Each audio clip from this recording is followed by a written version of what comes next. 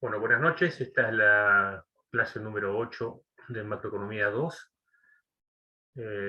Los temas que vamos a empezar a ver hoy tienen que ver con la apertura de la economía. Habiendo finalizado el análisis de economía cerrada en el modelo de 4 mercados de Patinkin, vamos a empezar a trabajar sobre algunas herramientas, en principio sueltas, para integrar el análisis que vamos a ver después de un modelo de economía abierta de 3 mercados con las variantes de políticas monetarias y fiscales con un sistema de tipo de cambio fijo y flotante. Y vamos a ver también el funcionamiento de la economía abierta en términos reales y la economía en términos monetarios. Bien, vamos a compartir pantalla.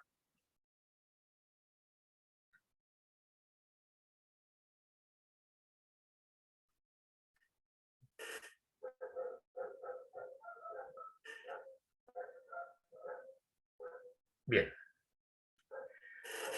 si podemos, vamos a ver dos presentaciones de estas, una referida a la economía abierta real y la que sigue referida a la economía abierta monetaria.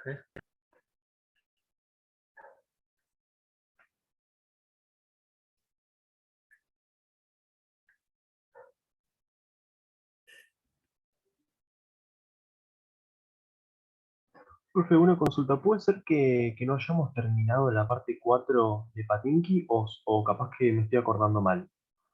No, no, yo tengo la marca, digamos, yo marco todo con los presos, yo marco la filmina si nos quedamos, no terminamos absolutamente todo. No, no. Perfecto, bueno, bueno, gracias. Sí, sí, sí. Después, bueno, cualquier duda que tengas de ese material me puedes consultar, no hay ningún inconveniente. Bueno, gracias. Bueno, ¿quién es Jan Tinbergen? ¿Quién es Jan Tinbergen? Jan Tinbergen fue un premio Nobel en los años 50 que empezó a trabajar la problemática de cómo satisfacer a la vez objetivos de política para una economía abierta cuando hay múltiples objetivos que cumplir y disponemos de una buena cantidad de instrumentos también. Se supone que hay lo estoy marcando ahí ya, un vector de objetivos. Bien, estos objetivos no, son metas. ¿Qué diferencia entre un objetivo y una meta? Una meta es un objetivo que está cuantificado. Objetivo podría ser, quiero ser bueno, quiero ser el mejor, quiero ser el líder del mercado.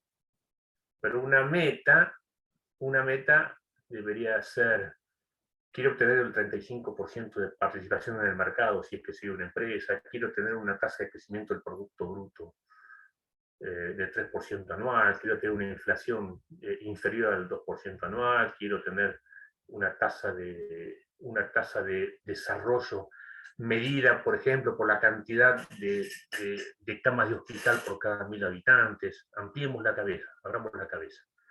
Podría tener muchos objetivos, y estos podrían estar todos articulados en un único vector de muchos objetivos. Donde eso sería algo así como el paraíso o el escenario deseado. ¿Bien? Para estos objetivos, o para estas metas, que son objetivos cuantificados, podría tener eventualmente una cierta cantidad de instrumentos. ¿Qué son los instrumentos? Bueno, ustedes ya lo saben. Los instrumentos son la política fiscal, eventualmente, o sea, el presupuesto del gasto público destinado a los hospitales, ya que acabo de mencionar las camas hospitalarias. La política monetaria, cómo voy a manejar los recursos monetarios disponibles de una sociedad, la política cambiaria, la tasa de interés que fija el Banco Central para los préstamos a las empresas o a las instituciones financieras, la emisión o no de títulos públicos. Estoy abriendo, puede haber, no sé, 30 instrumentos, unos cuantos instrumentos podría haber. Cada uno de estos instrumentos repercute sobre las metas, sobre todas. las metas. Es bastante lógico, bastante creíble, bastante entendible pensar que la parte del presupuesto fiscal donde se asignan los recursos al Ministerio de Salud tenga repercusión directa sobre la cantidad de camas de hospital cada 1000 habitantes. Pero resulta menos visible o menos accesible pensar cómo el incremento en la deuda pública del Estado que eleva la tasa de interés podría afectar ese objetivo. Todos los objetivos, en más o en menos, podrían afectar en forma positiva o en forma negativa según los instrumentos que yo utilice. Por lo cual, debe haber una cierta matriz de repercusiones de los instrumentos sobre los objetivos.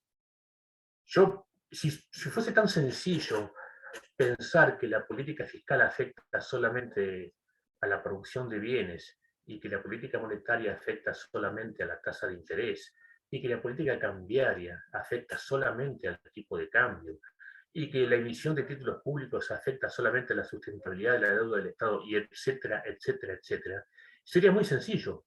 Habría que sentarse a calibrar estos 10 instrumentos más o menos y la política sería un juego de chicos. El problema es que cuando yo aplico política fiscal, por ahí beneficio un objetivo, pero perjudico otro.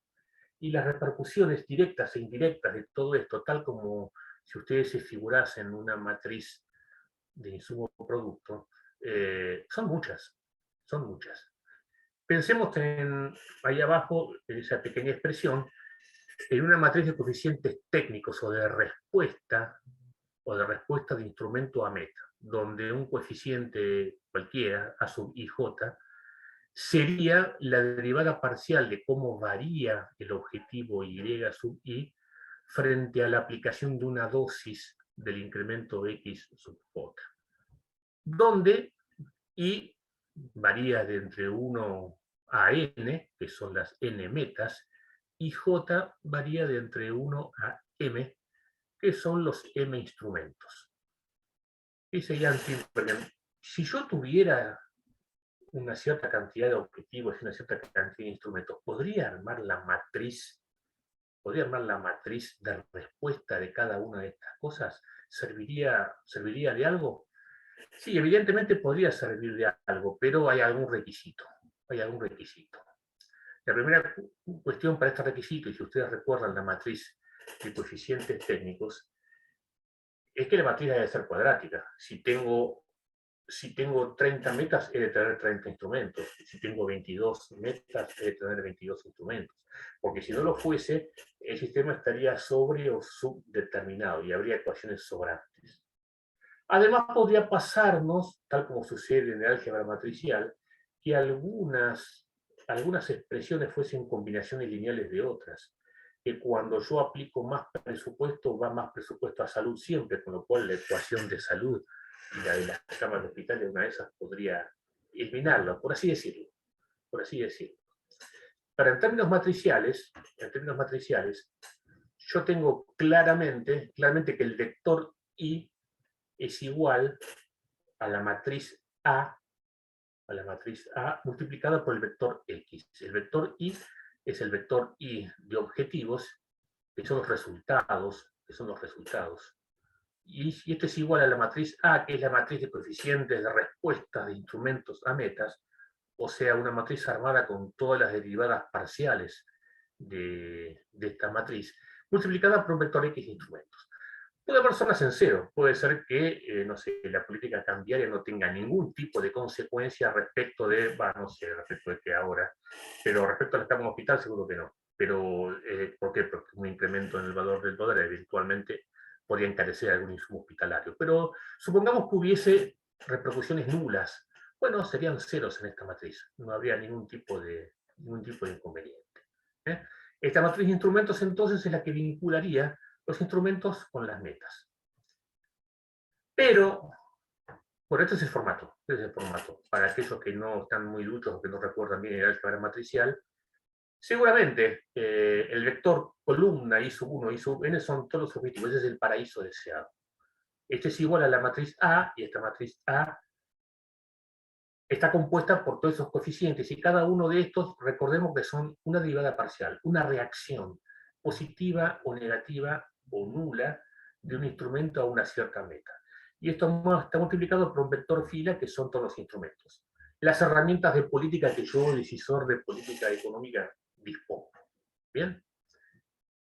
Ahora bien, ¿cómo sé yo que voy a llegar al estado deseado? No puedo ir tanteando, no puedo ir experimentando con la sociedad. Ahí viene el cartelito verde, que lamentablemente por un defecto de la animación salió antes. El problema es que el estado deseado yo lo sé. Lo que yo no sé es cuáles son los instrumentos que yo debería aplicar para llegar a ese estado deseado. Ese estado deseado implicaría que yo tengo que poner al revés esta expresión. No es cuál es el estado deseado dado una cierta aplicación de instrumentos, sino que es cuál es el instrumento que yo debería aplicar habida cuenta de que tengo estas circunstancias matriciales al estado deseado. Es lo que estoy expresando ahí abajo. El vector X de instrumentos a aplicar sería la matriz, puede ser álgebra matricial pura, ¿no? Sería la matriz de respuesta de instrumentos a metas invertida. Ustedes saben cómo se saca una matriz inversa, y si no le consultan a un docente en matemáticas, es la famosa matriz de los adjuntos ajenos. Bueno, no me voy a meter en toda esa lógica. De hecho, hay herramientas de cálculo para obtenerla por computación, no habría problema. Multiplicado por I estrella, que I estrella es el vector del paraíso, digamos, ¿no? Es el vector de las cosas que yo deseo. Este vector de instrumentos X no conduciría hipotéticamente al vector de objetivos Y estrella mediante la aplicación de una matriz inversa. Pero para que haya una matriz inversa hay una condición clarísima, que es que la cantidad de instrumentos tiene que ser igual a la cantidad de metas. La cantidad de instrumentos tiene que ser exactamente igual a la cantidad de metas.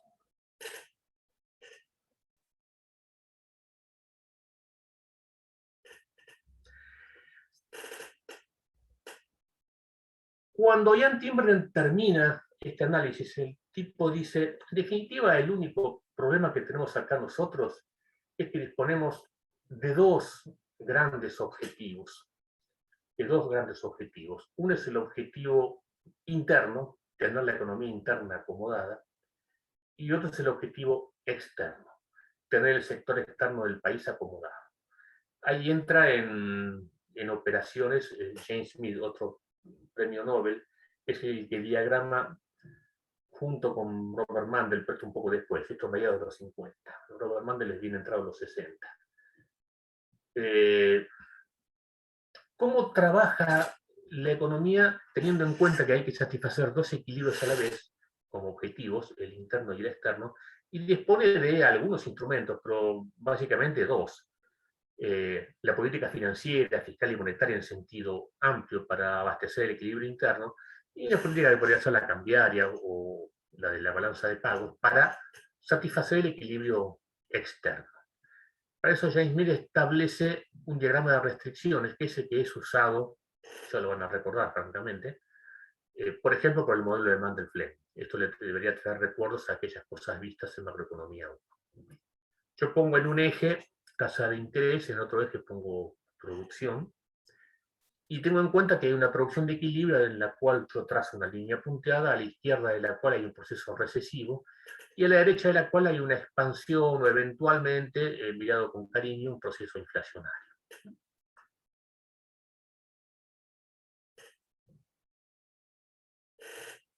Del costado de la tasa de interés, bueno, sería el equilibrio interno, digamos, ¿no? Del costado de la tasa de interés, yo tengo otro tipo de problemas.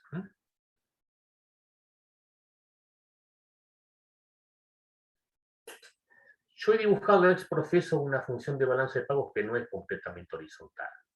Si fuese completamente horizontal, esto se referiría, digamos, a una libertad de entrada y salida absoluta del capital internacional, de modo tal que cualquier variación infinitesimal en la tasa de interés del país ocasionaría un movimiento de divisas compensatorio instantáneo, tal que siempre la tasa de interés estuviese fija. Yo creo más en la movilidad moderada de capitales, y en este caso estoy poniendo una función suavemente creciente correspondiente a una razonable movilidad de capitales. No la que tiene el país hoy, la que tuvo el país en algunos momentos. Hoy el país está bastante más cerrado y la función de balanza de pagos tendría una pendiente más empinada que esta que estamos viendo aquí. Pero supongamos que esto existe. ¿Y por qué esta función de balance de pagos tiene una pendiente creciente? Esto es muy sencillo. A medida que va creciendo el producto, crecen las importaciones. Y si somos un país pequeño, las exportaciones permanecen fijas. Con lo cual, a medida que va creciendo el producto, va empeorando la balanza comercial. Para reequilibrar vía balanza de pagos la balanza comercial, con un déficit comercial creciente, necesito entrada de más capitales. ¿Cómo consigo más capitales? Pagándoles más tasa de interés. Esta es la explicación de por qué esta función BP azul tiene una pendiente suavemente positiva. Más suave va a ser cuanto más abierto sea el país, más empleada va a ser cuanto más cerrado sea el país. ¿Bien? Por encima o a la izquierda de la función de balanza de pagos existe un superávit de balanza de pagos porque la tasa de interés es superior a la necesaria para mantener el equilibrio del mercado de divisas. Si esto es cierto, toda la gente pretende estar con posiciones en pesos porque el interés que obtiene por las posiciones en pesos es mayor al que obtendría por las posiciones en moneda extranjera. Esto hace que tiendan sistemáticamente a vender divisas dentro del país y adquirir pesos. Esto ocasionaría hipotéticamente en un sistema de tipo flotante una baja en la cotización del dólar. O si no, en todo caso, una entrada de capitales, si el tipo de cambio estuviese fijo. ¿Bien? Por debajo o a la derecha de la función azul de balanza de pagos, lo que estamos teniendo es un déficit de balanza de pagos. Eso significa que la tasa de interés está por debajo del equilibrio necesario para equiparar el mercado de divisas, y eso significa que la gente consideraría conveniente salirse de sus posiciones en pesos e ir a adquirir dólares, divisas en general. Si esto es cierto, esto en un sistema de tipo de cambio flotante constituiría un aumento en el dólar o eventualmente para un sistema de tipo de cambio fijo, ocasionaría una salida de capitales internacionales. ¿Bien? A lo largo de la línea azul de la balanza de pagos estaríamos teniendo un equilibrio de mercado de divisas, un equilibrio entre oferta y demanda de divisas o un equilibrio en la balanza de pagos. Bien. Esto sería llamado el equilibrio externo. Voy a superponer, como si fuesen dos filminas, el equilibrio interno y el equilibrio externo, de manera que me queden marcadas 4 zonas. Si la función de balance de pago fuese completamente horizontal, serían 4 rectángulos preciosos. Como la balanza de pagos tiene una ligera pendiente positiva, es un poco oblicua la cosa. Y desde ya que cuando la balanza de pagos fuese más empinada, algunas áreas, que ustedes ya se darán cuenta cuáles, se estrechan cada vez más hasta tornarse eventualmente inexistentes para el caso en el cual la cerrazón del mercado de capitales es total. Caso cubano, caso de Corea del Norte, por dar algunos ejemplos. Bien, lo único que hice ahí fue combinar los desequilibrios externos y externos y mostrarlos en el mismo gráfico. Tengo a la izquierda la línea punteada de producto de equilibrio, recesión, a la derecha expansión, tengo por encima la función de balance de pagos superávit, por debajo déficit. Tengo 4 zonas: recesión y superávit de balance de pagos, expansión y superávit de balanza de pagos, recesión y déficit de balanza de pagos y expansión y déficit de balanza de pagos. James Smith dice con razón que por ahí algunas de estas zonas son fáciles de administrar y otras zonas son difíciles de administrar. Estoy superponiendo ex profeso en ese lugar un gráfico y SLM para ver si nos ayuda a entender un poco el asunto. Vamos arriba y a la izquierda, recesión y superávit de balance de pagos. Claramente no hay ningún tipo ningún tipo de conflicto. Lo que hay que hacer es aflojar la soga, como quien dice. Hay que gastar desde el punto de vista fiscal o hay que disminuir la tasa de interés desde el punto de vista monetario. Y cualquiera de estas dos cosas, en cualquier dosis aplicada, nos va a conducir al objetivo. ¿Eh? Y si nos equivocamos, medio como que no importa, no es un grave problema. ¿Tienen algún ejemplo? Sí, como no, Argentina 2003 post-devaluación. Había recesión y había superávit gemelos entre los cuales se ve el de balance de pagos. Hiciera lo que hiciera el gobierno, le iba a ir bien. Le iba a ir bien. Lentamente iba a ir aflojando el proceso recesivo y se iba a ir agotando el superávit de balance de pagos hasta llegar a una situación de equilibrio. Bien. Ahora saltamos abajo a la derecha. Inflación y déficit de balanza de pagos. No hay conflicto. O sea, no hay conflicto. No hay conflicto porque está perfectamente claro qué es lo que hay que hacer. Ahora podría devenir un conflicto social por las medidas aplicadas, pero eso es otra cuestión. ¿Ejemplo? Sí, ahora. Tenemos déficit de balance de pagos y hay un proceso inflacionario. ¿Qué hay que hacer? Viene el freno. Viene el freno y tirar de la soga. Restringir recursos monetarios y hacer ajuste fiscal. Claro, ustedes me dirán, el gobierno esto no lo quiere hacer por razones electorales. Bueno, continuaremos en conflicto. Continuaremos en zona de conflicto. Vamos a las zonas conflictivas, que son las más interesantes. ¿Qué nos pasa arriba o a la derecha? Tenemos expansión o inflación y superávit de balanza de pagos. ¿Bien? Bueno, fácil. Yo tengo superávit de balanza de pagos y esto me ocasiona problemas. Si yo lo quiero gastar, podría expandir el producto para agotar ese superávit y darle mejor bienestar a la población, pero agrava el problema inflacionario. Y si yo controlo el problema inflacionario mediante una política fiscal contractiva, agrava el problema del superávit de balanza de pagos. Zona de conflicto o de sábana corta. Mejoro un objetivo y empeoro otro, como decía Timbergen. Vamos abajo y a la izquierda, recesión y déficit de balanza de pagos. También hay conflicto.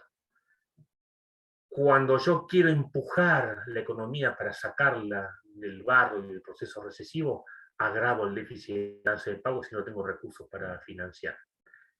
Si yo hago un programa de ajuste para mejorar el déficit de balanza de pagos, agravo el problema recesivo y me echan. Ejemplos, 2001 de la Rúa. O en todo caso de 1999 a 2001 de la Rúa, por dar algún ejemplo, como siempre. Con lo cual quedan evidenciadas las zonas de conflicto. Arriba a la derecha, la contracción, sea esta fiscal o monetaria, soluciona la inflación pero agrava el superávit. Y abajo la expansión fiscal o la expansión monetaria solucionaría la recesión pero agrava el déficit. Bueno, es lo que en definitiva acabo de decir. Estas zonas de conflicto pueden ser achicadas, y de hecho a veces los países lo intentan, restringiendo la salida y entrada de capitales. De esa manera se sale a veces de la zona, digamos, de la zona de conflicto para intentar entrar de alguna manera a una zona fácil. Los países recorren generalmente en sentido de las agujas del reloj, a veces y a veces en sentido contrario a las agujas del reloj, este sistema. Fíjense ustedes que nosotros tenemos 2001, abajo a la izquierda, tenemos Kirchner 2003, arriba a la izquierda, después tenemos Cristina 2007, arriba a la derecha, y ahora estamos en la situación en que estamos con expansión y déficit de balanza de pagos. Situación que se repitió en realidad antes, pero evidentemente los conflictos en el cumplimiento simultáneo de metas internas y externas, evidentemente existen. Hora de la llegada de Bob Mandel, o Robert Mandel. Bob Mandel fue un economista que tuvo... Sí, perdón. Me quedó medio colgado el tema del conjunto por encima y por debajo de la balanza de pagos. ¿Eso se da por una cuestión de que es más baja la tasa de interés interna que la internacional? Claro, exactamente. Cuando vos tenés una tasa de interés interna más alta que la internacional, en un contexto de tipo de cambio fijo entran capitales. siempre y cuando tu país esté abierto a que entren. Y como tu tasa de interés interna es más elevada que la internacional, en un contexto flotante baja la cotización del dólar. Bien, a la inversa vamos abajo. Como tu tasa de interés interna está por debajo de la internacional, en un contexto de tipo de cambio fijo tenés salida de capitales, lo que nos está pasando ahora. Y en un contexto de tipo de cambio flotante se encarece el dólar. Se encarece el dólar. ¿Cómo me vas a decir? Como la tasa de interés esté más baja que la internacional, con los tremendos valores que estamos teniendo ahora. Y lo que está sucediendo es que la tasa de interés real argentina es negativa, porque la inflación esperada es más alta que la tasa de interés nominal, y eso le otorga una rentabilidad negativa a cualquier depósito. Además, las perspectivas negativas respecto de otros factores que exceden la economía provoca un escenario de salida de capitales o de aumento, de la cotización del dólar o de agrandamiento de la brecha. Claramente estamos abajo a la derecha, olvídate, no hay ninguna otra cosa que podamos hacer. Claro, gracias. Bien. Bueno, Rolf Mandes murió bastante joven, pobre. A la próxima edición voy a poner las fotos. Me gusta que conozcan a los personajes que están atrás de todas estas cosas. Robert Mundell empieza a trabajar sobre un modelo. Hay dos versiones del modelo, yo elijo una. Después le voy a explicar cómo funcionan estas dos versiones. El trabajo data de 1963 aproximadamente. Supongamos que tenemos dos objetivos. Estos dos objetivos son ni más ni menos que tener el equilibrio interno cubierto y el equilibrio externo cubierto. Y tenemos dos instrumentos para poder llegar a estos objetivos. El equilibrio interno sería el nirvana, pleno empleo y sin inflación. ¿Bien? Una situación difícil de lograr, o por lo menos el mejor empleo posible a la mínima inflación posible. O sea, encontrar una curva de Phillips que estuviese lo más cerca del origen posible. Y el equilibrio externo es un equilibrio en la balanza de pagos, ni excesivo superávit que ocasiona inconvenientes por falta o pérdida de competitividad, ni excesivo déficit porque torna imposible el pago de las cuentas externas del país y lo puede hacer entrar en default. Y tendríamos a la vez dos instrumentos para utilizar. Él utiliza dos instrumentos muy sencillos, la política monetaria y la política fiscal. La política monetaria consiste sencillamente en administrar el valor de la tasa nominal de interés interna. Y la política fiscal consiste, en sentido amplio, en la administración del presupuesto. La B de budget, que significa en inglés presupuesto. ¿Bien? Así que, siguiendo el mandato de Tinbergen, tengo dos instrumentos, dos objetivos.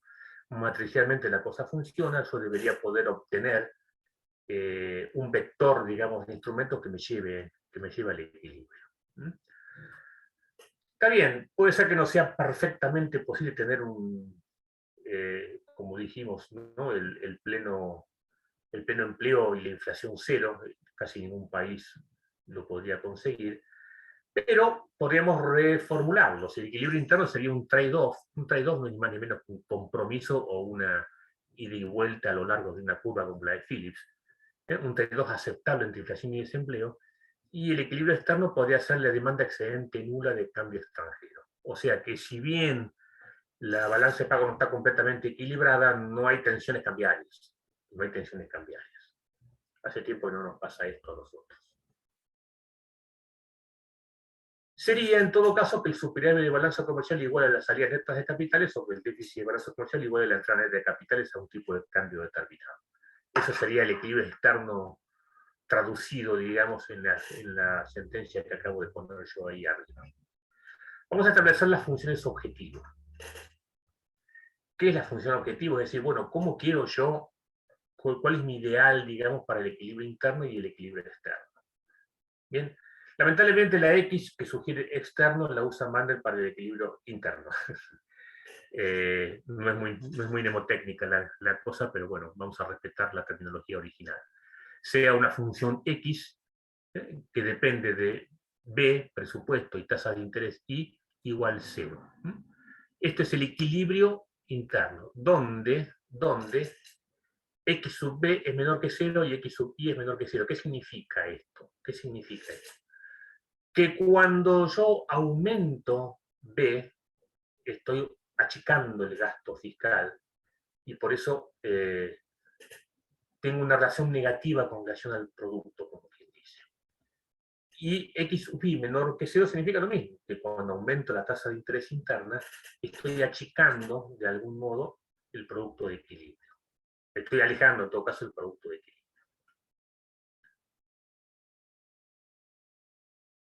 Para la función del equilibrio externo vamos a utilizar la letra F, respetando la terminología de Mandel. Sea una función F de B e I, que también sea igual a 0, una función implícita, donde F sub B también es menor que 0 y F sub I también es menor que 0. ¿Qué me está diciendo esto? Me está diciendo que cuando aumento B, o sea, cuando achico el déficit fiscal, o cuando gasto menos, o cuando aumento el superávit presupuestario, tengo un impacto que es inversamente proporcional al superávit de la balanza de pagos. Y lo mismo, cuando aumento la tasa de interés, tengo un impacto también inversamente proporcional a la balanza de pagos. Eso significa que en todos los casos las dos funciones tienen pendiente negativa. Ahora vamos a ver un ejemplito para clarificar un poco esta situación. En X, equilibrio interno, un aumento en la tasa de interés doméstica reduce la demanda de bienes. ¿Bien? Pero esta reducción de la demanda de bienes podría contrarrestarla con una disminución de B, que sería una política fiscal expansiva. De ahí la razón por la cual ambos sistemas son negativos. Ya tiene una derivada parcial que es negativa. ¿Bien? Si yo aumento B, achico la demanda agregada de bienes, si yo aumento I, achico la demanda agregada de bienes. Por eso, de ahí la pendiente negativa de la expresión, para establecer el equilibrio. Acá pasa exactamente lo mismo. En F, que es el equilibrio externo, un aumento en la tasa de interés doméstica achica la demanda de cambio extranjero. Claramente, si yo aumento la tasa de interés doméstica, la gente no corre, pero tendería teóricamente a vender cambio extranjero y comprar pesos para pasarse de posiciones en dólares a posiciones en pesos. La política fiscal expansiva, por el contrario, hace lo contrario. ¿Por qué? Porque incrementa el producto, este incremento en el producto incrementa las importaciones y esto aumenta la demanda de cambio extranjero, aunque más no fuera para pagar las importaciones. Aunque más no fuera para pagar las importaciones. Con lo cual, estas dos funciones tienen un trade-off negativo, como quien dice. Ahora, ¿cuánto de cada cosa? ¿O cuáles serían las pendientes? Bueno, Mandel lo que está pensando es que la función externa, que la estoy catalogando en azul, es un poco más empinada que la función interna, que la estoy catalogando en rojo. O sea, la pendiente medida como f sub i sobre f sub b es mayor en términos absolutos que f sub i sobre x sub b. ¿Por qué sería esto? ¿Por qué sería esto? Bueno, un aumento en I solamente corrige la demanda excedente de bienes, pero para Mandel, un aumento en I en la función FF me mejora la balanza comercial, pero también me corrige la cuenta capital. Así que si yo trabajo aumentando I, es de esperar que yo llegue más rápido a equilibrar el objetivo externo, a equilibrar el objetivo interno. ¿Está claro esto? Vamos de vuelta. Si yo aumento la tasa de interés, me corrige la demanda excedente de bienes y me la achica. Me pasa de un estado de inflación a un estado de recesión. Pero resulta que en la función F yo ataco dos objetivos a la vez, no solamente uno. Mato dos pájaros de un tiro. El primer pájaro que mato es que cuando aumento la tasa de interés, estoy bajando el gasto. Cuando bajo el gasto, bajo la importación. Cuando bajo la importación, mejoro la balanza comercial. Pero a la vez, mientras estoy aumentando la tasa interna de interés, estoy mejorando la cuenta capital. Están apareciendo inversiones que se salen de la moneda extranjera para entrar en pesos y es altamente probable que encuentre antes el equilibrio externo que el equilibrio interno. Entonces, si yo pongo los dos gráficos en un solo lugar, me quedan delimitadas 4 zonas en un gráfico de tijera. Ahí tengo un ejemplo. Ahí tengo un ejemplo.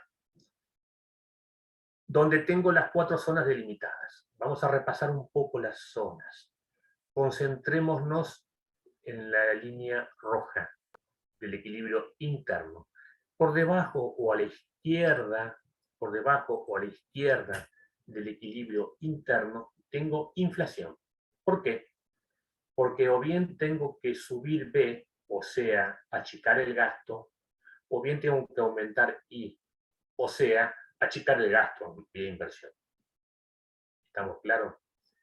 Por encima o a la derecha de la función roja x, tengo recesión, porque para solucionarla, o bien lo que tengo que hacer es bajar B, o sea, gastar, o bajar I, que sería estimular a la inversión para que aumente vía multiplicador el producto. Concentrémonos ahora en la función azul. En la función azul, por debajo o a la izquierda de esta función azul de equilibrio externo, tengo déficit de balanza de pagos. ¿Por qué? Porque o bien tengo que aumentar la tasa de interés para mejorar la balanza comercial y o la cuenta de divisas, y por el contrario tendría que aumentar B, o sea, gastar menos para achicar el déficit de balance de pagos, porque el déficit de balance de pagos podría bien estar impulsado por un exceso de gasto público. ¿Bien? Recuerden que subir B acá no es aumentarle gasto, es bajarlo. ¿De acuerdo? Subir B no es aumentar el gasto, sino bajarlo. Concentrémonos nuevamente en la función azul y veamos lo que pasa a la derecha o arriba. Tengo superávit de balanza de pagos. Sobran dólares. Sobran dólares. A la izquierda faltaban dólares. Si sobran dólares, yo puedo bajar la tasa de interés y aliviar un poco las empresas internamente para que el superávit de balanza de pagos se agote. O eventualmente lo que puedo hacer es gastar. Bajar B, bajar la magnitud presupuestaria, bajar el superávit fiscal. De esa manera me acercaría al equilibrio externo. Ahí está mostrando un posible sendero, A, B, C, D, E. Concentrémonos en esas flechas. ¿Qué pasa en el punto A? Bueno, si estoy sobre la línea azul, tengo equilibrio externo. Pero estoy afrontando un proceso recesivo. ¿Todos están en claro? A significa que el flanco externo del país, o sea, la balanza de pagos está equilibrada, no hay problemas cambiarios a la vista, pero tengo recesión. Un sendero posible sería pasar de A a B. ¿Qué sería esto? Un fuerte plan de obra pública o un incremento en el déficit fiscal que nos conduzca a B. En B equilibro el flanco interno, pero he generado un pequeño déficit de balanza de pagos. ¿Cómo corrijo el déficit de balanza de pagos? Aumento la tasa de interés interna, y cuando aumento la tasa de interés interna provoco una entrada de capitales que corrige ese déficit de balanza de pagos, o paralelamente contraigo un poco la actividad y lo que consigo es bajar las importaciones y reequilibro también la balanza comercial. Ambas cosas. Llego al punto C. En el punto C vuelvo a tener el flanco externo equilibrado, pero tengo otra vez un cierto proceso recesivo, pero de menor magnitud. Aplico una dosis adicional, pero no tan fuerte como la primera, de gasto fiscal o de obras públicas, y voy al punto D. Vuelvo a generar el mismo problema de pequeño déficit de balance de pago cada vez peor. Y así en sucesivas dosis, en forma iterativa, podría acercarme al punto E y lograr el equilibrio simultáneo interno y externo. Así es como se solucionaría un panorama de déficit y recesión. Miren ustedes y vayan comparando con las situaciones argentinas. Luego vamos a ver en detalle algunas burradas. Profe, Señor. capaz estoy analizándolo demasiado, pero en esta situación, por más de que no estés en recesión, ¿no estarías sacrificando, digamos, la inversión por el gasto público? ¿No estarías haciendo crowding out, como se dice? Sí, está provocando un crowding out, no te quepa ninguna duda. Pero, ¿qué preferirías? Si en la zona de déficit e inflación, como zona fácil, y a partir de ahí hacer la restricción. Acá lo que estaríamos haciendo es corregirlo sin salirnos de la zona, como quien dice. ¿Bien? Claro, Lo que, claro. lo que estamos trabajando es, a ver, cuando vos estás abajo o a la izquierda o arriba, y arriba y a la derecha, vos estás siempre en zonas fáciles. Si es zona fácil, aplica los dos instrumentos en la dosis que quieras, cualquiera de los dos, por ahí con eficiencias diferentes, por ahí con eficiencia diferente, pero ambos te van a conducir al objetivo. ¿De acuerdo? Si tenés déficit de inflación, lo que tenés que hacer es poner la pata en el freno. Si tenés superávit y recesión, lo que tenés que hacer es poner el pie en el acelerador. Y usar cualquiera de los dos aceleradores. Te va a ir bien con los dos. Te va a ir bien con los dos. ¿Está claro? Kirchner 2003, arriba y a la derecha. Pie en acelerador. De ahí, por eso la expansión fue muy buena, el desarrollo, el crecimiento de productos fue muy bueno. Vamos abajo a la izquierda, es ahora. Sí o sí, lamentablemente, por la situación en la que nos hemos metido solos, nos tenemos que achicar. Contracción del gasto fiscal y restricción cambiaria, ¿no? Por supuesto, bueno, de hecho, ya la tenemos. Ya la tenemos. Lo que estoy haciendo es manejarme qué es lo que me pasaría cuando estoy dentro de las zonas difíciles, que es el problema. ¿Cómo salgo de zona difícil? Profe, una consulta. ¿Puede ser Sí. que la presentación que está subida al campus no sea exactamente esta misma? Porque yo la imprimí y nada, las fechas no tienen colores, algunos recuadros que dicen otras cosas. Las voy cambiando, las voy cambiando. Sería raro porque yo siempre las actualizo una vez que las termino de dictar, pero de hecho, bueno, a estas también le voy a hacer correcciones ahora, inmediatamente que termine esta clase y la voy a subir, así que ten la diferencia de que cuando entres Perfecto. la vuelvas a bajar, porque yo siempre yo las corrijo año tras año. Todos los años tengo una Bueno, presentación gracias. distinta, por así decirlo, porque es el hábito que tengo, ¿no? Es mi maña, digamos, o mi vicio. Yo la voy corrigiendo sistemáticamente todo el tiempo. Sí, puede ser que no sea la misma, ¿eh? Puede ser que no sea la misma, no te lo discuto. Bien. Lo que acabamos de describir sería una solución virtuosa para un tema de política. Hay soluciones virtuosas y soluciones viciosas. ¿Bien? Esta solución que fuimos describiendo en cada uno de los casos, y que la mostré en el ejemplo anterior, me iría llevando, digamos, lentamente hacia el punto de equilibrio, provocando desequilibrios cada vez menores, hasta que se transforman en infinitesimales y nos encontramos directamente en el lugar. Recordemos que la economía también es un perpetuo blanco móvil, con lo cual esto no va a estar estable ni siquiera en 6 meses, con lo cual las funciones se van moviendo y uno iría descubriendo que va cambiando de zona a medida que van pasando las cosas. Pero si esto fuese estático, digamos, en un tiempo relativamente corto, en un par de años, esto se acomoda. Esto se acomoda.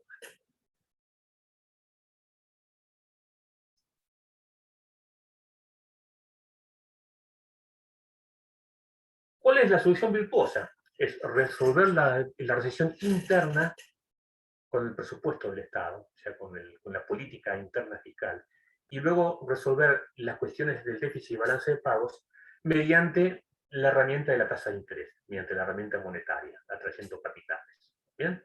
Sería esto una solución virtuosa. Vayamos a otro dilema de política. Vayamos a la otra zona. Estamos con superávit e inflación. Vamos a suponer que podemos partir de cualquier lado, ustedes lo pueden imaginar perfectamente. Partimos de un equilibrio externo, pero con un proceso inflacionario. ¿Cómo corrijo el proceso inflacionario? El proceso inflacionario debería corregirlo, yo debería corregirlo con una corrección fiscal.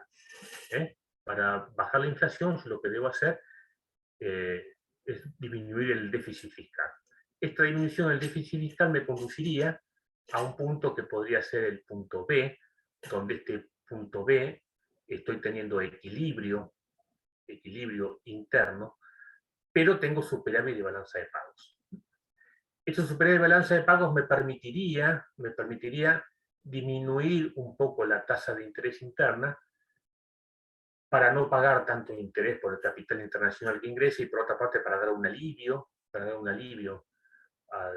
la economía local, lo cual provocaría una reducción del superávit de balanza de pagos y a la vez mejoraría la competitividad, porque al bajar el superávit de balanza de pagos se eleva la cotización del dólar, aunque podría volver a generar un pequeño proceso inflacionario que sería inferior al original. Cuando genero este proceso vuelve a equilibrar el sector externo, pero tengo un proceso inflacionario. Lo vuelvo a corregir con otro pequeño ajuste fiscal de menor magnitud. Estoy en el punto C y me dirijo al punto D. Cuando estoy en el punto D, tengo equilibrada la economía en el flanco interno, pues la tengo nuevamente desequilibrada en el externo. Lo que hago es otro ajuste u otra corrección más pequeña en la tasa de interés doméstica, y así me voy acercando lentamente al punto E, que debería ser el punto del equilibrio final. Esto es una solución virtuosa. Significa que nos vamos acercando por tanteo lentamente al objetivo de tener los dos equilibrios. ¿Cómo hago? Bueno, la inflación la resuelvo con una contracción fiscal, sí o sí.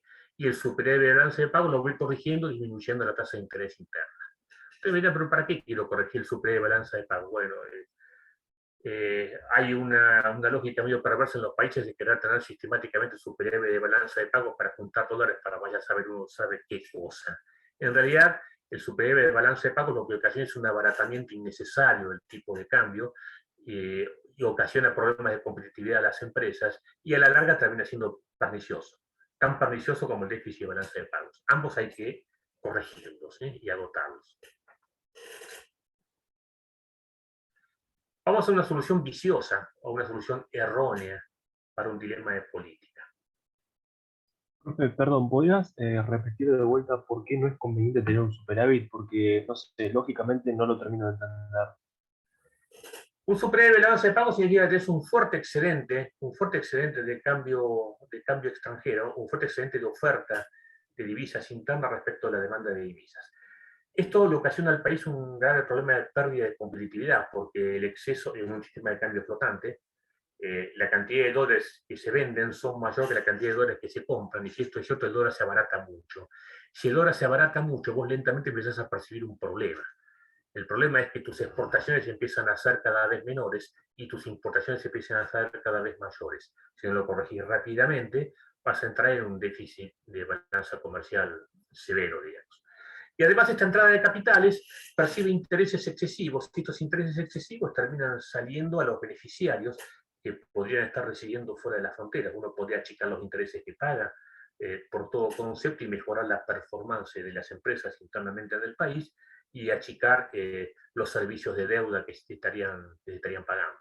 De ahí que manejar la tasa de interés para resolver el superávit de balance de pagos sería conveniente. Ningún superávit de balanza de pagos es, en un contexto de tipo flotante, es eterno. Vos lo tenés, pero tarde o temprano te vas a complicar con la balanza comercial y a la inversa con el déficit. El superávit de balance de pagos, insisto, es tan pernicioso como el déficit de balanza de pagos. Pasa que el déficit de balanza de pagos implica que uno tiene que obtener divisas de donde sea y tiene que achicar el gasto interno y sacrificar a la población que está dentro de las fronteras para pagar compromisos externos. Esa es otra cuestión. Pero el superávit de balance de pagos también molesta, porque tarde o temprano perturba el movimiento de la balanza comercial. Vamos a una solución viciosa o errónea. Se las voy a contar como un cuentito y le va a sonar lógico y le va a sonar lindo. Estoy en el punto A. La economía está equilibrada. Pues resulta que hay déficit. Entonces en la Cámara de Diputados salta un diputado y dice que acá lo que está pasando es que la tasa de interés es muy alta y el Estado no debería modificar su presupuesto fiscal. Lo que tenemos que hacer es lanzar un fuerte programa de estímulo con una tasa de interés interna promocionada para que las empresas puedan obtener créditos a tasa subsidiada y puedan verdaderamente allegar, digamos, la inversión que necesitamos para que el país crezca. Sonó bueno, ¿verdad? Sonó fantástico. Bajamos la tasa de interés interna, el Banco Central baja la tasa de redescuento a los bancos lanzan las líneas de crédito promocionales con tasa de interés subsidiada, las empresas van en masa a solicitar esos préstamos y la economía efectivamente se reactiva. Se reactiva. Cuando se reactivó esta economía, el crecimiento de la economía puede haber impulsado varias cosas. En principio, que puede haber estimulado las importaciones de más, porque en Argentina sabemos que el crecimiento industrial involucra el crecimiento en las importaciones. Y aparte, esta baja en la tasa de interés ha provocado una pequeña salida de capitales o eventualmente un encarecimiento de la moneda extranjera que a su vez perjudica parte del beneficio que se otorgó a las empresas. Entonces, bueno, ahora estamos en un problema de déficit y balance de pagos. Entonces, el secretario de Comercio Internacional sale y dice, el problema que está pasando con este déficit y balance de pagos es que hay que bajar el gasto del Estado. No quisieron tocar el presupuesto, bueno, ha llegado hora de tocarlo. Ajustemos el gasto público y se terminó el problema del déficit de balance de pagos. Fantástico. Se hace el ajuste del déficit de balance de pagos, salimos de la línea roja, volvemos a la línea azul y ahora generamos una recesión más machaza que la que había antes. Y después volvemos a bajar la tasa de interés para que las empresas vuelvan a crecer y después volvemos a hacer otro ajuste fiscal. Y así, de baja en baja de tasa de interés y de ajuste en ajuste fiscal, terminamos fuera del gobierno. ¿Alguien hizo esto? Alfonsín, hasta 1989. Uso perverso de las herramientas. Uso equivocado de las herramientas. ¿Por qué? Y porque utilizó la tasa de interés doméstica que parecía ser más eficaz para la cuestión externa, la utilizó para satisfacer un objetivo de política interna. Y intentó resolver, mediante el déficit fiscal, un problema de déficit de balanza de pagos que es un problema externo. Sin embargo, suena razonable. Y ustedes, si fuesen diputados, lo votarían. Es más, las razones lógicas por las cuales se votan las cosas en la Cámara de Diputados muchas veces no tienen nada que ver con este tipo de análisis racionales porque los expertos no son consultados. Vamos a otra solución errónea para otro dilema de política. Superávit de balanza de pagos, sobrante de dólares y proceso inflacionario. Partamos de cualquiera, partamos de equilibrio externo una vez más. Estamos en equilibrio externo, pero tenemos un proceso inflacionario. La inflación, señores, es un problema monetario. Como es un problema monetario, esto se deriva del hecho de que hay dinero sobrante y el dinero ha de ser más escaso. Entonces yo tengo que mandar o dar órdenes o sugerir al Banco Central que restringe la circulación monetaria y el Banco Central lo primero que hace para controlar el problema inflacionario, en un espíritu colaborativo, aumentar la tasa de interés doméstica interna como para achicar, digamos, esa brecha monetaria para que el dinero sea más caro y esto ocasionaría un freno a la inflación. Un freno a la inflación. ¿Bien? Esto, bueno, esto se hizo, el gobierno de Macri hizo esto. Equilibramos el mercado interno, pero, o sea, solucionamos el problema inflacionario. Macri no hizo esto, pero vamos a un ejemplo aislado. Supongamos que solucionamos la inflación con esto, pero generamos un superávit de balanza de pagos agravado. Bueno, tantos dólares tenemos, los dólares son del pueblo, gastémoslos, porque al fin y al cabo esto debería volver al pueblo en obras y no deberíamos acumular las divisas para no brindarle bienestar a la población. A la población nos debemos. Entonces bajamos aumentamos el déficit fiscal y cuando aumentamos el déficit fiscal nos gastamos todos los dólares. Del punto B iremos eventualmente al punto C, donde equilibramos de vuelta el flanco externo, el punto C por ahí no está dibujado, pero generó un proceso inflacionario peor. Sigo pensando que la inflación es un fenómeno monetario y como tal incremento nuevamente aún más la tasa de interés. Y así me voy alejando cada vez más del equilibrio. ¿Mm?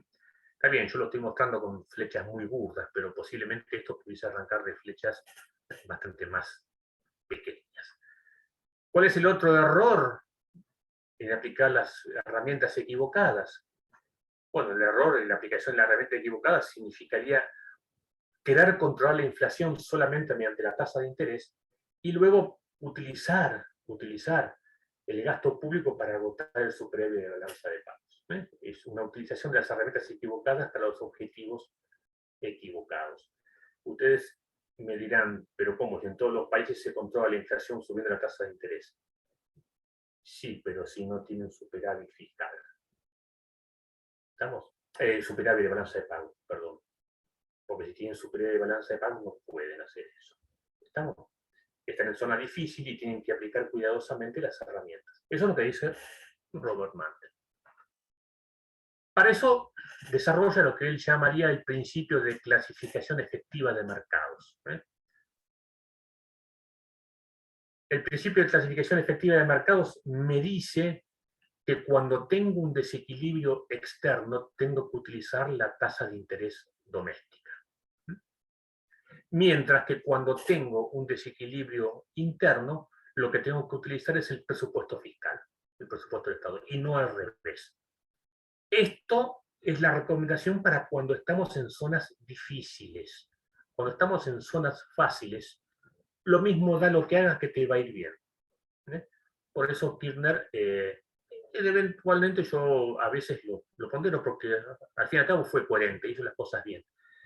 Pero si se hubiese equivocado, le iba bien igual. Si se hubiese equivocado, le iba bien igual. Porque estaba en zona fácil.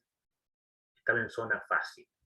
Este gobierno está también en zona fácil. El problema es que es muy ingrato lo que tiene que hacer y no va con su filosofía o no va con sus principios. Pero eso también es una zona fácil. Pero la zona fácil es el ajuste que se resiste a hacer por razones que tienen que ver con su sustento ideológico y con las razones por las cuales accedieron al poder y por cómo piensan el gobierno. ¿Mm? ¿Se entendió este tema? Profe, una consulta. ¿Suele ser más usual que se den las zonas fáciles o las difíciles? Para mí se circula alrededor de ellas como las agujas del reloj, dependiendo de las crisis en las que estamos. Vos pensá que hemos pasado desde la rúa, de arriba a la izquierda, pasamos a superávit y recesión, digamos, y después tuvimos inflación con superávit, con Cristina, después generamos déficit e inflación, y así estamos circulando en un ciclo que puede demorar unos 12 años, unos 13 años. Como que la economía pareciera, si nosotros la pudiéramos marcar estos puntos alrededor de este gráfico, nada, nos estaríamos moviendo, a veces para adelante, a veces para atrás, pero nos estaríamos moviendo en círculos o en espiral alrededor de esta zona y nunca alcanzamos el equilibrio. En parte porque se toman decisiones erróneas. Y yo las decisiones erróneas que yo te las he mencionado, te las mostré como válidas y como razonables, como votables, como potables. Y sin embargo, estarían equivocados, de acuerdo al principio de clasificación de mercados. Entonces, el recuerdo que nos tiene que dejar esto es que si el problema es externo, política monetaria. Si el problema es interno, política fiscal. Esto requiere, además de otra cuestión que no estamos considerando, que es la independencia del Banco Central. ¿Está claro? ¿Por qué? La independencia del Banco Central implica que mientras el Estado pudiese hacer una expansión fiscal, el Banco Central podría hacer claramente una contracción monetaria sin ningún tipo de inconveniente y nadie debería interferir. Y el Banco Central debería ser independiente, con autoridades elegidas en un ciclo que no tuviese que coincidir con el político, y de repente coincide o no coincide ideológicamente, se deberían respetar los mandatos de las autoridades. En Argentina lo primero que se hace apenas cambia un gobierno es remover al presidente del Banco Central. Y en no pocas oportunidades, a veces por espíritu colaborativo o por mero autoritarismo, se pierde la independencia del Banco Central. Y el Banco Central termina siendo un apéndice de la política fiscal. Ejemplos ejemplos. Expansiones fiscales indiscriminadas en la época de Macri, esterilizadas con una cantidad enorme de letras, LEBACs y LELICs, emitidas por el Banco Central, que estaban dirigidas a controlar los desatinos que cometía el Estado desde el punto de vista de la política fiscal. ¿Bien? Actualmente en este gobierno pasa lo mismo. El Banco Central está lisa y llanamente subordinado al gobierno nacional en materia de política económica, girándole utilidades o expandiendo la oferta monetaria en la medida en la cual la necesidad del Estado, de acuerdo a la política fiscal, le manda. Un presidente del Banco Central Independiente bien podría decir, no, flaco, yo no emito más. Yo no emito más porque la inflación se desboca, no se puede controlar, y la inflación es mi responsabilidad. Pero, siempre hay un pero, este gobierno considera que la responsabilidad de controlar la inflación parece ser que está en la Secretaría de Comercio, porque el foco de la inflación no es el exceso de la emisión, o el foco de la emisión no es el déficit fiscal, sino que el foco de la inflación parece ser la excesiva codicia de las empresas. Entonces, si sumamos a las diferencias de diagnóstico, las diferencias de criterio políticas respecto de cómo debe comportarse un banco central, y tenemos la ensalada en la que estamos revueltos hoy en día. Espero haberte sido más o menos claro con mi apreciación. No, no, o sea, lo entendí perfecto. La única otra consulta que me surge es si o sea, este movimiento entre las fases, vos decís que es como cíclico. ¿Podrías de esta manera como predecir cuál sería la próxima fase a la que se llegaría, Sí, eventualmente dentro de un par de años? sí. Se viene un bruto ajuste y una devaluación que va a transformar esto en superávit y recesión. Son las fáciles. Bien, bien, bien, bien, bien. Se viene Bueno, un muchas bruto ajuste. gracias. Y el próximo gobierno, pero este cambio de fase es perverso, porque por lo general, los gobiernos populistas disfrutaban siempre de las expansiones fiscales y monetarias y dejaban el terreno listo para que el próximo gobierno, que siempre invariablemente es el de los malos, tuviese que hacer el ajuste, aplicar la devaluación y hacer la corrección fiscal. Entonces después la situación social se tornaba insostenible, y luego de la pérdida de un mandato o de dos mandatos, lo que le durara en 4 años, lo que pasaba era que volvían los buenos, y los buenos volvían a gastar y volvían a emitir. Y después volvían a venir los malos, que volvían a dejar de gastar y volvían a dejar de emitir. Parecía un chiste. Esta vez, la pandemia y otros factores, como el endeudamiento excesivo tomado por el anterior gobierno, condicionaron mucho la marcha de este gobierno. Y ahora resulta que, ¿qué hacemos los próximos 2 años? El ajuste lo tiene que hacer este gobierno. El ajuste lo tiene que hacer este gobierno. Vamos a ver si lo hace. Pero no llega, no llega, no sé si nos entendemos. Antiguamente, el aire que le daban las variables económicas al gobierno permitía estar 4 años gastando alegremente para que otro llegara a hacer el ajuste. El ajuste ahora lo tienen que hacer los mismos que Sí, sí, siempre han sí, sí, sí. gastado. Se cortó el ciclo, o se achicó el ciclo, ¿de acuerdo? O sea, se aumentó la frecuencia del ciclo, y esto provocó un cambio político notable, y el episodio electoral que estamos viendo no es ni más ni menos que la consecuencia de este cambio de ciclo. Si lo mirás en clave económica, lo que está pasando es esto. Se aceleró un ciclo y le toca hacer a los buenos lo que siempre hacían los malos. No sé si estoy siendo suficientemente claro con esto. Sí, sí, sí, sí, sí, sí. Los buenos se tienen que transformar en malos. Vamos a ver qué pasa. Va a ser interesante verlo. Ahora, en el caso de que no lo hagan, o sea, correrían riesgo político, ¿no? Porque, o sea, El riesgo político no, ya no lo sé. corrieron. No, Se corren 2 riesgos. Yo no soy politólogo, pero me animaría a decir que el primer riesgo económico es la hiperinflación, y el segundo riesgo político es la fractura de la coalición de gobierno y, bueno, una inestabilidad política que podría tener que ser controlada por un gobierno de coalición. No me animo a decir un de la Rúa bis porque sería muy bien, bien, bien, bien. dramático, Ok, pero vos lo estás viendo, de hecho pasó esto. A De la Rúa también se le aceleró el ciclo y no atinó a cambiar, hubo un cambio de fase y no atinó a tomar las medidas correctivas para cambiar de fase, siguió contrayendo cuando la economía ya necesitaba a gritos una expansión. Le dejó el terreno servido para que en el 2003 apareció un gobierno propenso a la expansión por filosofía y que le iba a ir bien. ¿Y cómo le iba a ir bien? Va a quedar en el recuerdo lo bien que le fue. ¿Está claro? Bueno, ahora este gobierno es del mismo signo, pero lamentablemente le toca bailar con con otra, digamos, no con la misma con la que bailó en el 2013. Perfecto, profe. Súper claro, muchas gracias. Y está insistiendo en aplicar las mismas herramientas. Y no es que tenga que cambiar de medicamento, por ahí piensa que la dosis fue insuficiente, tiene una especie de empecinamiento terapéutico, ¿no? Bien. Vamos a pasar a otro tema. Dejo por un segundo de compartir pantalla y vamos por otro archivo.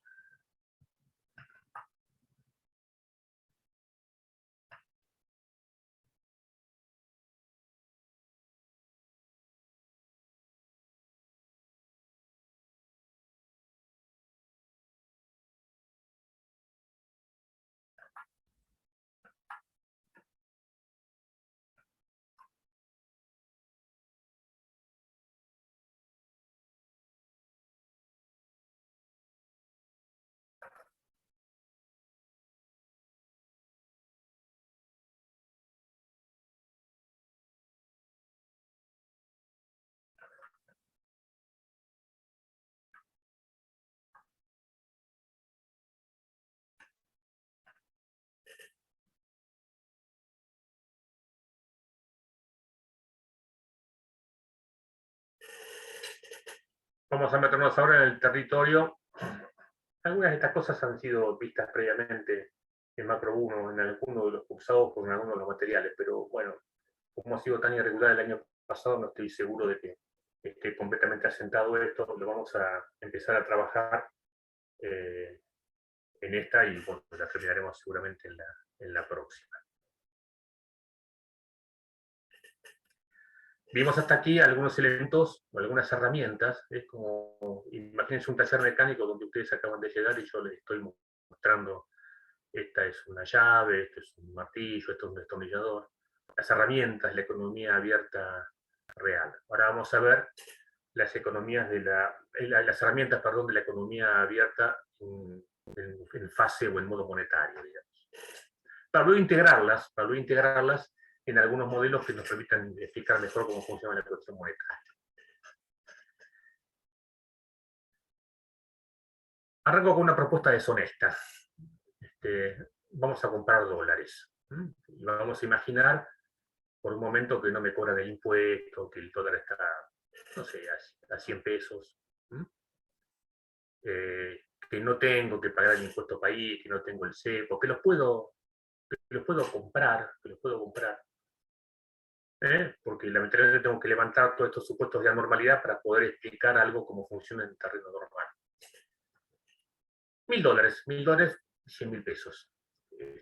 Compremos. Bueno, pero no tengo la plata, me van a decir ustedes. No importa, la pedimos prestada. ¿Cuánto pido prestado? Bueno, pido prestado 100.000 pesos. Con esos 100.000 pesos compro $1000. Dentro de un año voy a tener que devolver, no sé, supongamos una tasa de interés del 36% o 35%, del 40%, voy a tener que devolver 140.000 pesos. ¿De acuerdo? ¿Me irá bien o me irá mal? ¿Qué piensan ustedes? Bueno, yo sueño con que me va a ir bien. ¿Qué sueño yo? Yo sueño que al fin del año que viene el dólar va a estar a 150 pesos. Bueno, en parte, supongamos que por todas estas cuestiones que yo dije recién, o se acuerda con el fondo, sea como sea, la tasa de inflación, el ajuste cambiario, como sea. Bueno, si esto es cierto, yo voy a vender los dólares que yo adquirí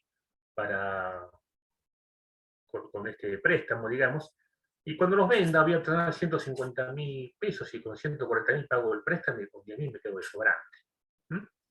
Ese es un poco el significado, un poco rebuscado, que estoy mostrando en la expresión de la derecha.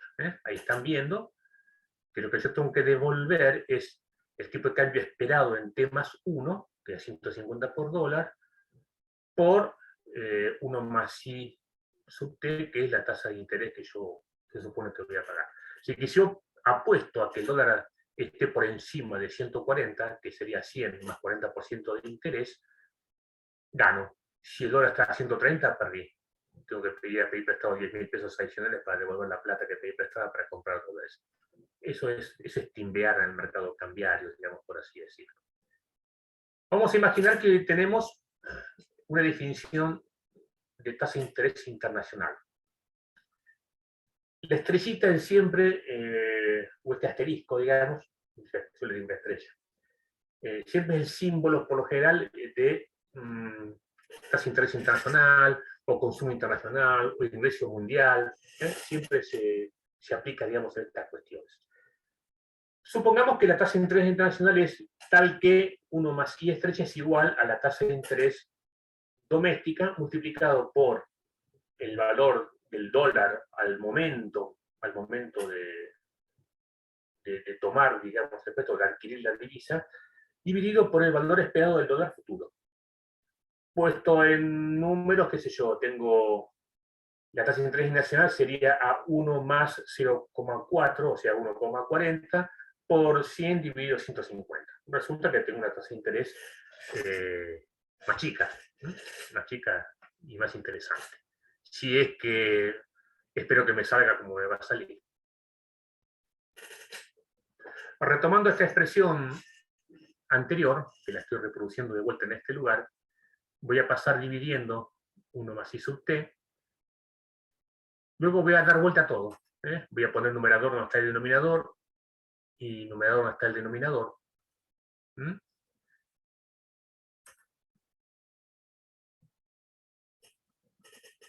Luego lo que voy a hacer es restar la unidad de ambos. En el primer caso lo que hago, resto 1 directamente, y en otro caso lo que estoy poniendo es E sub t en el numerador como el simbolismo del 1. O sea, estoy haciendo 2 pasos en 1 en todo caso. Y esa expresión de arriba, el miembro de la izquierda, la aproximo para valores chicos, como la diferencia entre las dos tasas. ¿De acuerdo? No es lo correcto, pero cuando tengo arriba 5% anual y abajo 2% anual de tasa internacional, evidentemente el diferencial de tasas es muy parecido al 3%, aunque no sea exacto. No es lo mismo cuando tengo arriba una tasa de interés local de 80% y una tasa de interés internacional del 20%, porque eso no es 60, claramente. De ahí sería bastante más lógico aplicar la fórmula de arriba. Pero para valores chicos, de un dígito por lo general, es perfectamente válida la aproximación que les estoy mostrando acá en este lugar. ¿Qué me dice esto? Me está diciendo que la tasa de interés local equivale a la tasa de interés internacional más la expectativa esperada de devaluación del tipo de cambio nominal. Eso es ese cociente que está al costado del más. Repito, la tasa de interés local es igual a la tasa de interés internacional más la expectativa de devaluación esperada del tipo de cambio nominal. En equilibrio, una colocación en dólares tiene que ser más o menos equivalente a una colocación en pesos, siempre y cuando yo pondere la expectativa de devaluación esperada. Si yo espero que la devaluación esperada va a ser el 50% y la tasa de interés internacional es de, no sé, un 6% o un 5%, 50 más 5, 55%. La tasa de interés nominal debería ser un 55% anual. Posiblemente sea más o menos ese el valor. Si yo consigo un préstamo a menos de eso, me tengo que meter, porque voy a ganar dinero dentro del año. Si la tasa de interés es más alta que eso, no me tengo que meter, me tengo que salir, porque voy a perder. Así como funcionaría de alguna manera el equilibrio tan difuso que por ahí alguno de los compañeros de ustedes no tiene perfectamente en claro con el tema de la tasa de interés interna y la tasa de interés internacional. La tasa de interés doméstica o interna es aproximadamente igual a la tasa de interés internacional más la expectativa esperada de devaluación del tipo de cambio, nominal, faltaría agregar.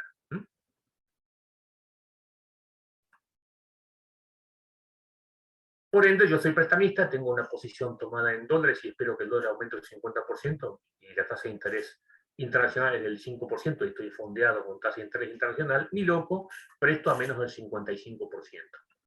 A menos que el gobierno me imponga una tasa máxima de interés, ¿no? Partiendo de esta base, yo lo que me quiero preguntar es decir, ¿cuál es la relación que hay entre la tasa de interés y el tipo de cambio? En la expresión de arriba ustedes lo pueden ver que no está muy clarita.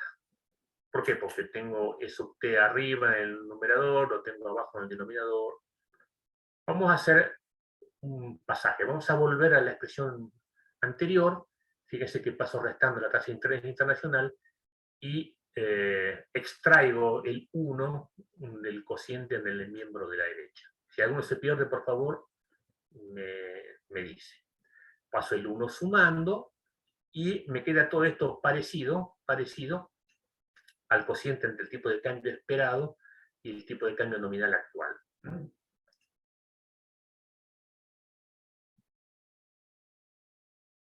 Paso al otro miembro, E sub t, y paso dividiendo toda la expresión del otro lado y me queda esto. El tipo de cambio nominal actual, o sea, el valor del dólar nominal actual, es exactamente igual al tipo de cambio esperado futuro, dentro de un año, dividido por 1 más el tipo de interés nominal menos la tasa de interés internacional.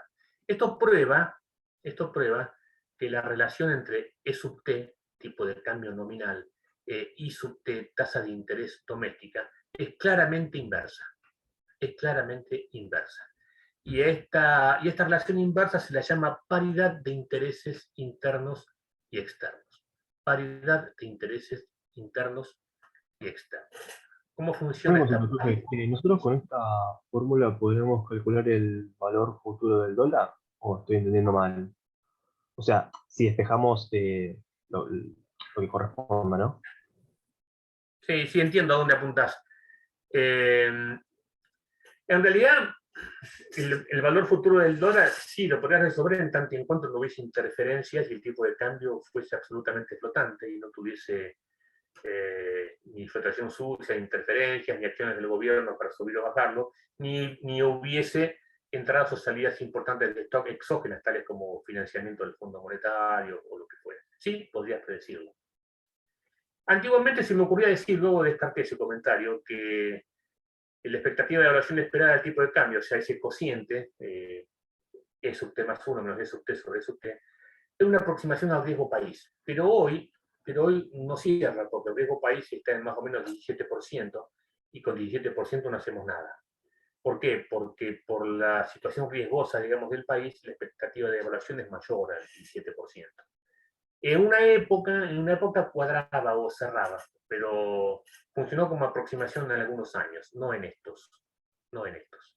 Pero sí podrías predecirlo, Pero tendrías que tener cuidado porque va a haber movimientos exógenos que pudiesen alterar ese equilibrio que vos esperás que se produzca.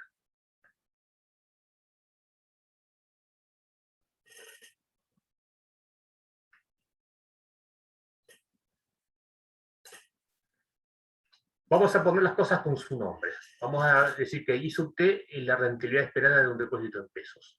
O sea, o el plazo fijo que yo haga, o el ejemplito que vimos antes, el interés del préstamo que voy a tener que abonar si pidiera prestado dólares.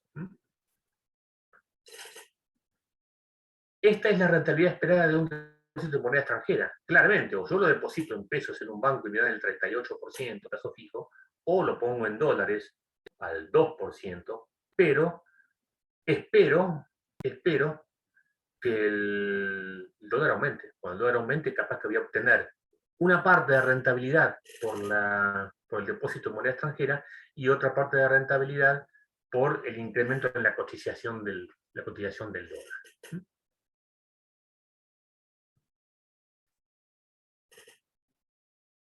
Esta sería la diferencia de rentabilidades si la hubiera. Esta sería la diferencia de rentabilidad si la hubiera.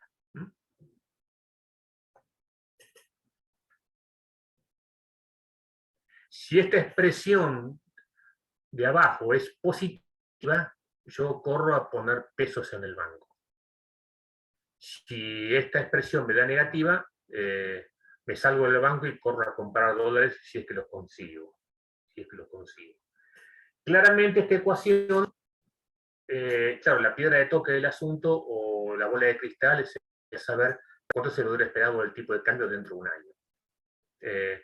A mí se me ocurre apostar que se va a aumentar por lo menos un 50%, por lo menos. Pero Esto invalidaría cualquier inversión en moneda local. Y de hecho los inversores están haciendo eso, están huyendo de las inversiones en moneda local y saltando a comprar dólares. Vos estás viendo que variables con el contado con liquidaciones ya están ya por encima del dólar blue porque las empresas, al costo que sea, están queriendo salirse de posiciones en pesos y pasar a posiciones en dólares. Lo bueno de estar en medio de un desastre, de una guerra, es que la están viendo en cámara lenta y es muy interesante como mecanismo de aprendizaje. Esto los estudiantes de macroeconomía de los países desarrollados no lo consiguen así nomás.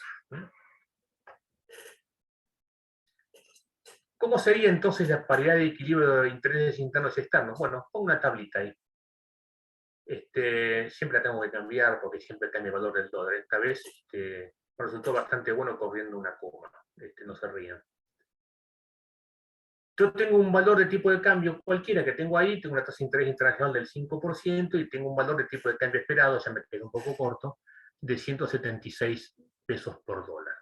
Entonces, ¿cuánto debería ser la tasa de interés para equiparar la rentabilidad esperada de un depósito en moneda extranjera?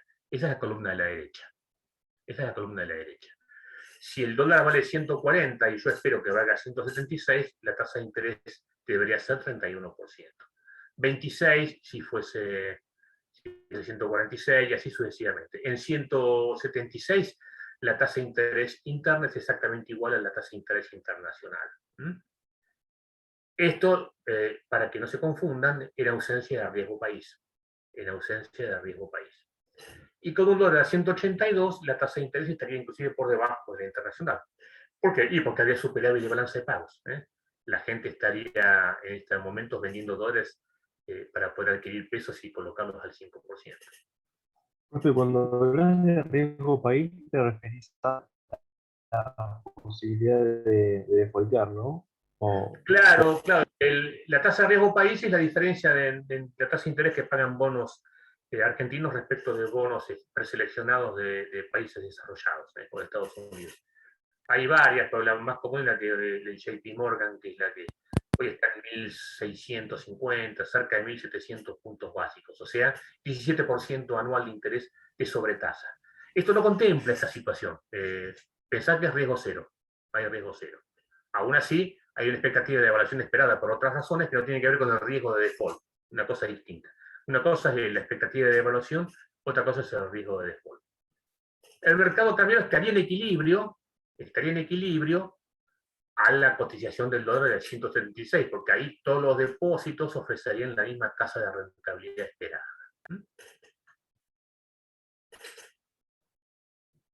Este sería un gráfico de paridad de intereses. El tipo de cambio, bueno, está, ya les comenté, está con el dólar corrido, pero esta sería una curva que me muestra la relación inversa que hay entre el tipo de cambio nominal y la tasa de interés doméstica. Cuando sube la tasa de interés doméstica, baja el dólar. Cuando sube el dólar, baja la tasa de interés doméstica, viceversa. Vamos a ver qué relación causal puede haber entre una cosa u otra. 176 sería el tipo de cambio de equilibrio que iguala la rentabilidad de depósitos en moneda local con la rentabilidad esperada de los depósitos en moneda extranjera, donde un dólar sería 176.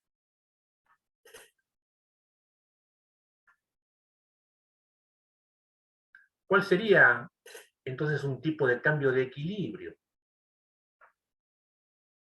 El tipo de cambio nominal de equilibrio, que es el que estoy midiendo en el eje de ordenadas, guarda una relación inversa con el tipo de interés y sería aquel en el cual la rentabilidad de los depósitos es la misma. Depósitos en pesos y depósitos en dólares rinden la misma tasa de rentabilidad esperada.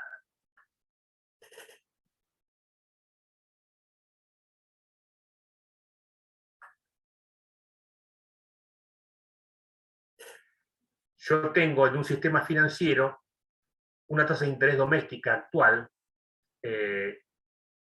Si quieren, giren la cabeza 90 grados hacia la derecha y sueñen que por debajo hay una LM o hay un mercado monetario en equilibrio, digamos, mejor dicho, que me determina una cierta tasa de interés nominal.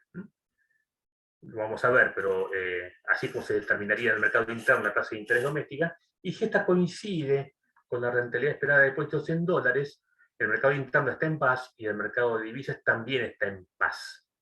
también está en paz. No hay problemas de dólar caro o de dólar barato, como quien dice. El tipo de cambio de equilibrio entonces es aquel que resulta de igualar la rentabilidad de los depósitos de moneda local con la rentabilidad esperada de los depósitos de moneda extranjera. O sea, la igualación de la función roja, que es la que podría surgir de un equilibrio de oferta y demanda monetaria común, tal como se vio en el EM, con esta función azul, que es la rentabilidad esperada de depósitos de moneda extranjera, que guarda una relación inversa con el tipo de interés doméstico.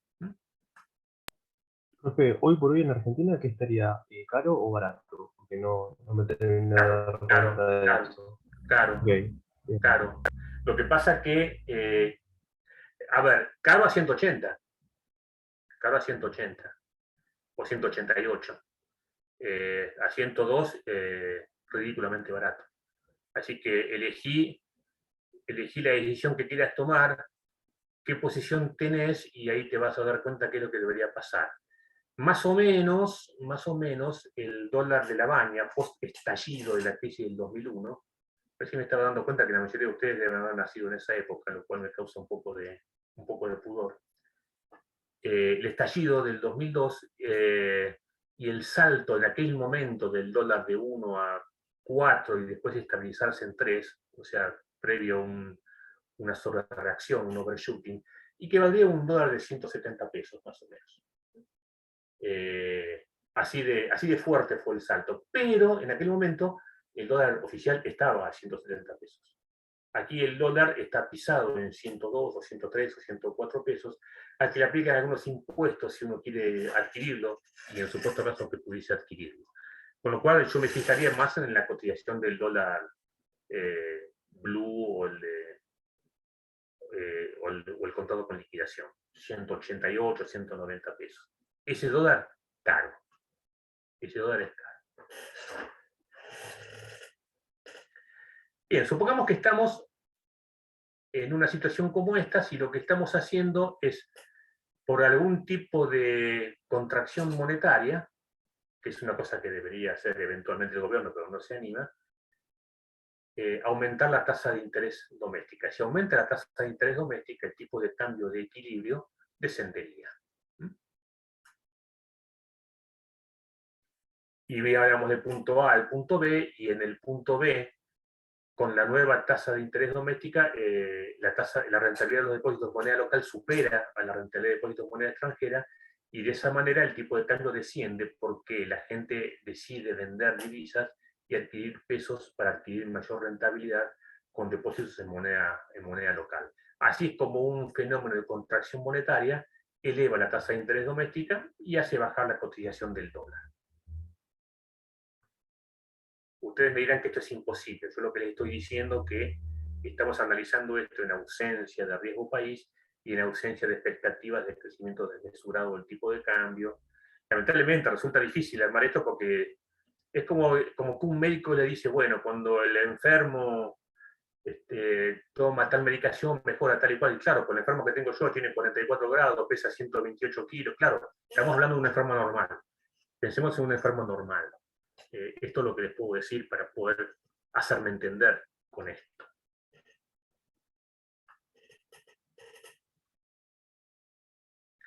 Entonces, resumiendo, un aumento en la tasa de interés doméstica o interna va a hacer disminuir el tipo de cambio de equilibrio. Pero si el tipo de cambio estuviese fijo o fuese una flotación administrada, el resultado va a ser un aumento en las reservas.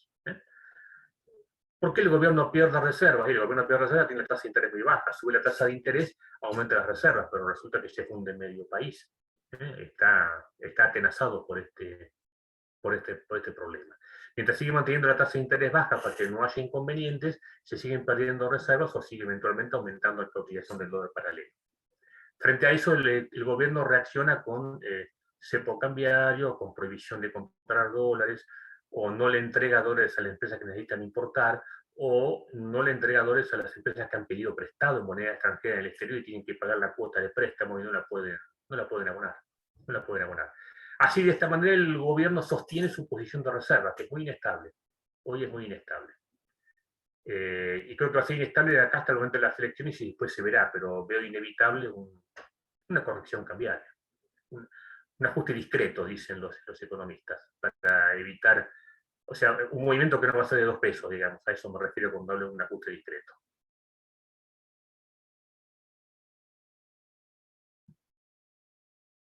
¿Cómo sería la inversa? ¿Cómo sería el efecto de una disminución en la tasa de interés? Estamos en la situación anterior y la situación nueva, en la cual, por un incremento en la oferta monetaria, frente a una igual demanda monetaria, expandí el dinero circulante, bajó la tasa de interés, y bueno, fácilmente, cuando baja la tasa de interés doméstica, aumenta el dólar. Baja la tasa de interés doméstica, aumenta el dólar. ¿Por qué? Porque en B la rentabilidad de los depósitos en pesos es menor a la rentabilidad esperada en dólares. La gente deshace sus posiciones en pesos y sale a comprar dólares para hacer colocaciones financieras en moneda extranjera. Resumiendo, una baja en la tasa de interés doméstica va a aumentar el tipo de cambio de equilibrio. Si el tipo de cambio estuviese fijo o estuviese administrado, tipo de cambio de flotación sucia, el resultado va a ser claramente una caída en las reservas. Encantado.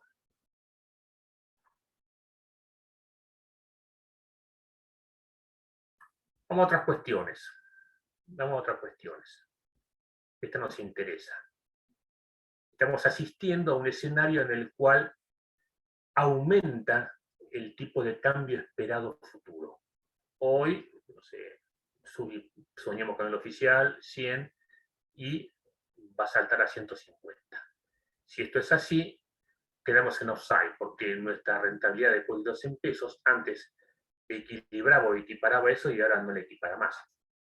Si yo no quiero perder reservas o no quiero que aumente la cotización de la moneda extranjera, y o aumento la tasa de interés o dejo que el dólar flote y que suba. Resumiendo, un aumento en el tipo de cambio esperado futuro, que es la línea azul, da lugar a un aumento en el tipo de cambio nominal corriente. En caso de tipo de cambio fijo, caída de reservas. ¿Qué nos está pasando? Exactamente esto. Hay expectativas de mayor valor en el tipo de cambio nominal esperado futuro de acá a fin de año, expectativas de una devaluación o un ajuste cambiario, y esto ocasiona al gobierno caída de reservas. ¿Se va entendiendo esto? Recordemos que la función azul depende del tipo de Una cambio consulta. esperado. Sí. Cuando decís que ocasiona una caída de reservas, es porque el Banco Central está saliendo a vender para contener el tipo de cambio, por eso, ¿no? Exactamente, porque yo estoy queriendo correrme de peso a dólar, estoy pudiendo comprar los dólares, y una de dos, o lo suelto y dejo que el dólar suba hasta donde tenga que subir, o lo tengo, pero para contenerlo tengo que vender y estoy sacrificando reservas propias. Y este proceso termina cuando se me acaba el último dólar. ¿Está claro? El gobierno saltó de de perder aproximadamente 70 millones de dólares mensuales y ahora acumuló unos 700 millones de dólares. Vamos a ver si esto se sostiene. Esto está atado con alambre hasta las elecciones. Esto está atado con alambre hasta las elecciones. Vamos a introducir ahora un análisis de oferta y demanda monetaria. ¿Qué es lo que me pasa cuando la economía crece? ¿Qué es lo que pasa cuando la economía crece? Ahora estoy poniendo arriba el grafiquito de siempre y abajo estoy poniendo, inclinen la cabeza, un esquema de oferta y demanda monetaria convencional. Estaba en el punto A, demanda negra punteada, y tasa de interés de equilibrio roja, línea roja punteada. El tipo de cambio de equilibrio nominal era E sub 0 en el punto A.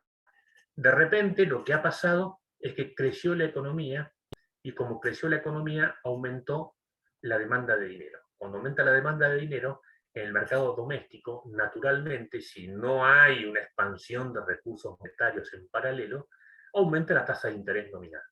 Un aumento en la tasa de interés nominal ocasiona una disminución del tipo de cambio nominal de E sub 0 a E sub 1.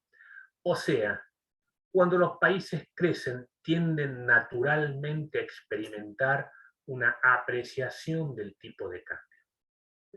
O sea, los países crecen y sus monedas se ponen fuertes. sus monedas se ponen fuertes. ¿Qué es que se pongan fuertes?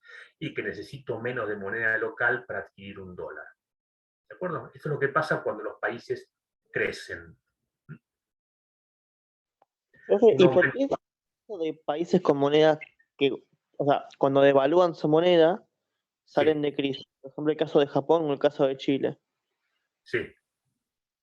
Ahora vamos a ver. Creo que tengo un caso de esos. Cuando vos devaluás la moneda, lo que estás haciendo ya es cambiar el tipo de cambio nominal en forma expresa, con lo cual estás corriendo la función, azul hacia un lugar más bajo, y esto te permite coexistir con un alivio con tasa de interés menor. Eso es lo que hace la devaluación. Creo que tengo un ejemplo de esos.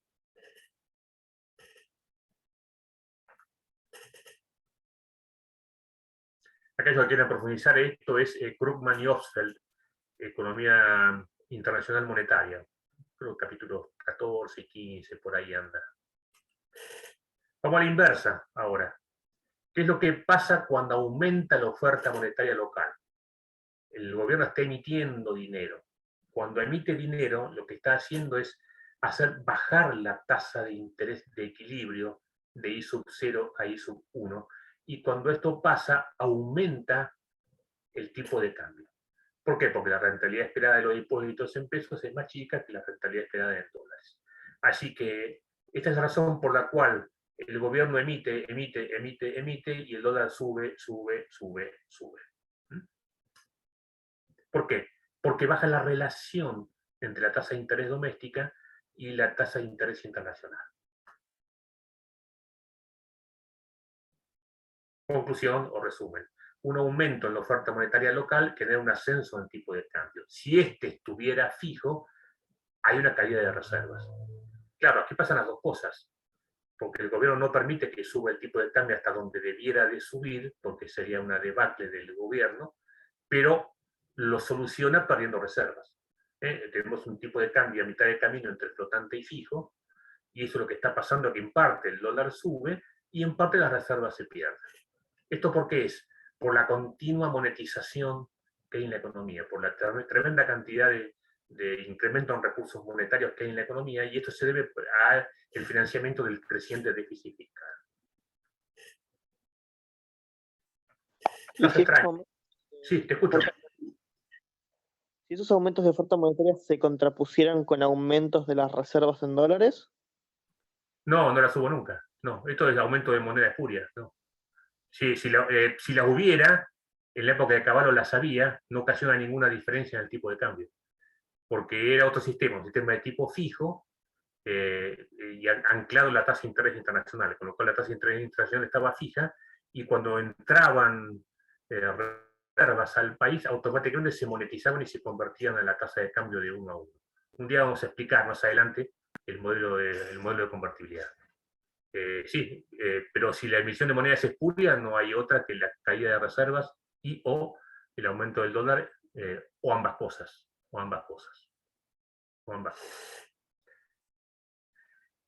¿Qué podría estar pasando, por ejemplo, cuando aumenta fuertemente la oferta monetaria extranjera? Si aumenta fuertemente la oferta monetaria extranjera, lo que está pasando es que se me mueve la función azul. Siempre la función azul tiene que ver con la rentabilidad esperada de depósitos en dólares. Esto me alivia a mí porque aumenta la oferta monetaria extranjera y me baja el umbral al que tengo que asomarme para poder retener y entrar capitales o no sufrir devaluaciones.